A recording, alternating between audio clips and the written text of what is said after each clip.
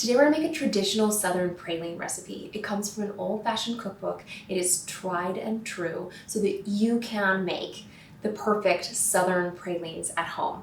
They have a beautiful texture that isn't crystallized. It is soft and a little bit chewy, and then you get the crunch of the pecans and then like all the warming flavors of vanilla and brown sugar, and like everything comes together into the perfect little treat. If you're enjoying this video, be sure to hit the subscribe button below and click the bell icon to be notified every time I post a new and delicious recipe. All right, let's get into it. So, little more finesse, I suppose, or precision is required here. So what we're gonna do first is we're going to butter the sides of our pot. This is gonna help crystals from forming.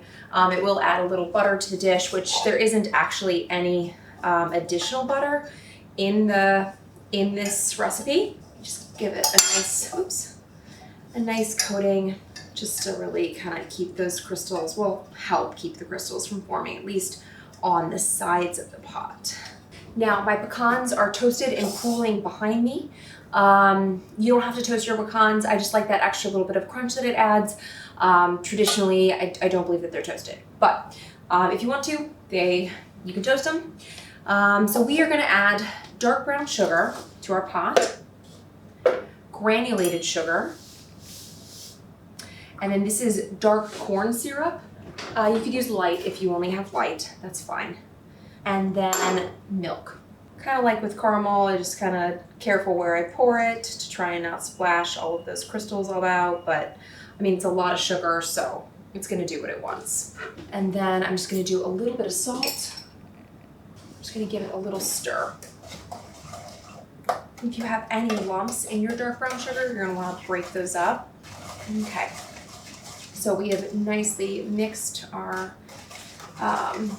most of our ingredients, to be honest.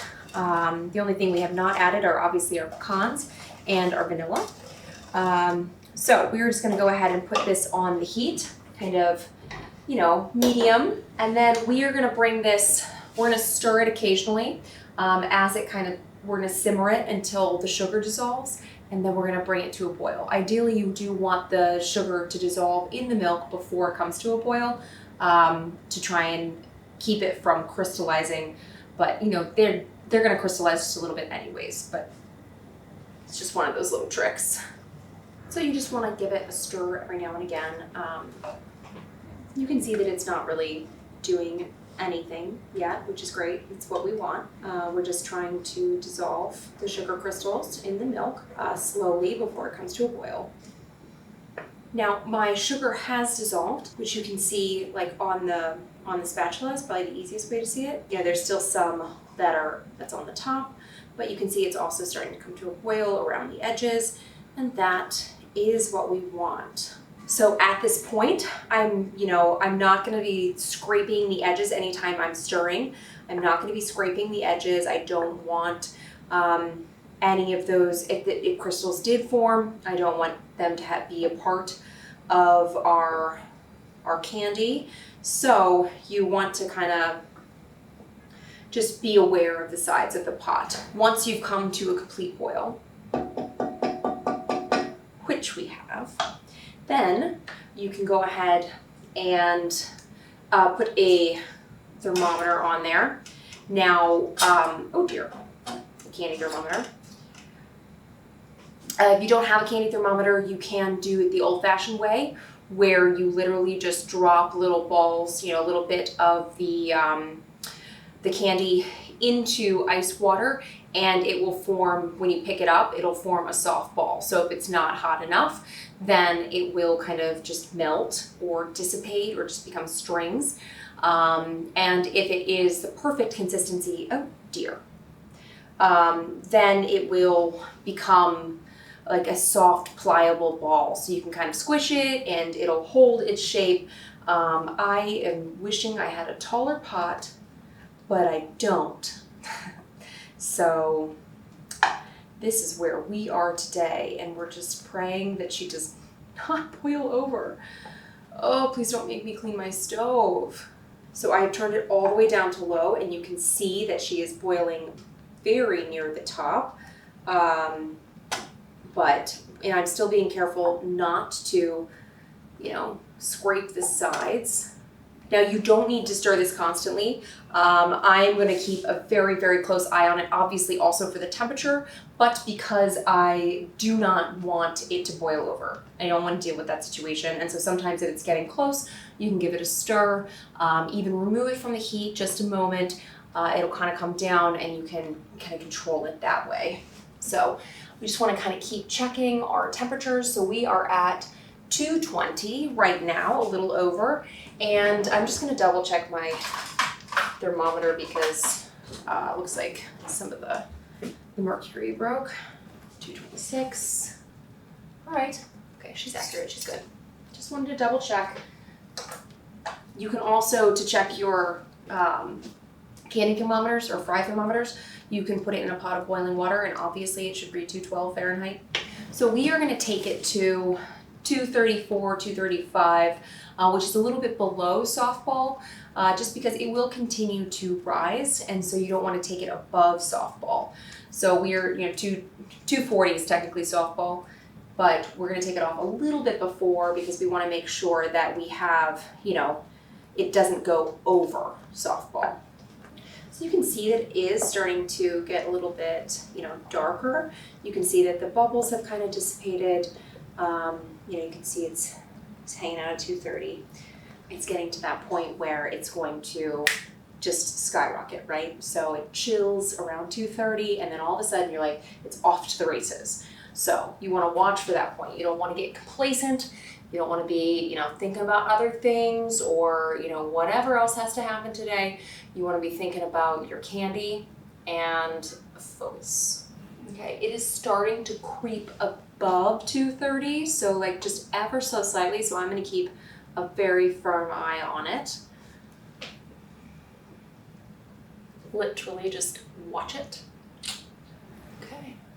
We're like 234. I want to go up just a little bit more because we kind of want it right in the middle of two numbers. So I just want it to go up just a touch more. Okay. All right, we've made it. So I'm going to go ahead and turn this off.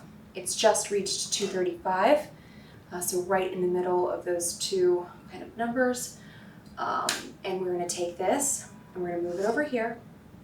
And then it's going to sit for 10 minutes. I'm going to set a timer literally right now. 10 minutes. And then we'll come back and we'll start the real work. All right, it has been exactly 10 minutes. So I'm going to take our cooling and pour vanilla extract in it. And I'm just going to stir in that vanilla extract. It's still obviously very, very hot. So we are going to beat this for 2 minutes.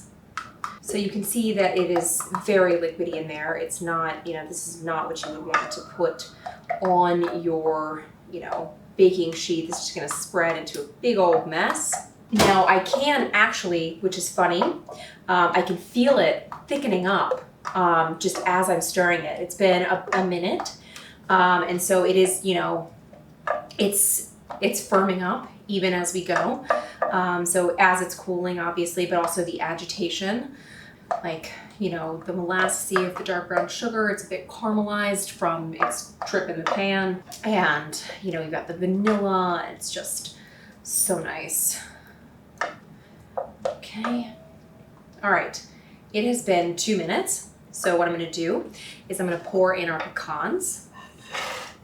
And then I'm going to continue to beat this until it loses its gloss. So it's still going to be, liquidy, if you will, but it's not quite like fudge, right? This is not quite that situation, which is, well, that's epic. Drop my recipe below for you if you really want to, go to town on the stirring. So go ahead and just kind of keep on stirring. So we are literally just stirring this until it cools so much that it loses its gloss. And then we are going to quickly transition to dropping it on a baking sheet, which I have prepared here with wax paper. If you do not have wax paper, that's okay. Then you can also use aluminum foil. If you would like to live in a world with an excess of caution, you could spray that. Like, you know, there's like a more matte side of the foil, and then there's like the extra shiny side of the foil. Usually the shiny side of the foil will be just fine. So you can see it's, you know, it's not really that thick. It's definitely still very, very shiny, still catching that light. I can feel it kind of setting along the edges. I'm trying to be very careful not to scrape the sides. We don't want that. We don't want the crystal sugars that are on the sides of the pot. Even though we did, you know, rub it in butter, it's just really like, it's not enough necessarily to keep it from crystallizing excessively and becoming like grainy. If you had a friend, perhaps, you know, a partner in crime in this, it wouldn't be quite so arduous a task. I guess I technically have a partner in crime, but he's not doing anything. I don't know if the fact that my room is like 95 degrees is helping our candy cool, but it's fine. It's definitely starting to get thicker. You can see that it's like not running back in as fast or as easily. You can see that it's definitely thickening up. You can see that it's starting to lose its gloss. And I would say that this is almost there. So we have officially lost our gloss here, and we're kind of in that beautiful kind of in-between stage where we're gonna have hopefully just enough time to get that on our sheet here. So I'm gonna grab myself 2 spoons, and I'm just gonna go ahead and kind of drop them onto my baking sheet, pretending like that's a circle. To kind of, you know, you can see that they're, you know, not spreading like they would have from the beginning. So that's great.